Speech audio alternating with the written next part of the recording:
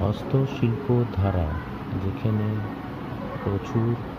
artesian মানে বাংলার হস্তশিল্পীরা এই গ্রুপের অন্তর্গত, এবং যাদবপুর, সন্তোষপুর, চিকন পার্ক দুর্গোৎসব কমিটির মিলিত উদ্যোগে যে মেলা আয়োজিত হয়েছে, সেই মেলার আজ প্রথম দিন উপলক্ষে যে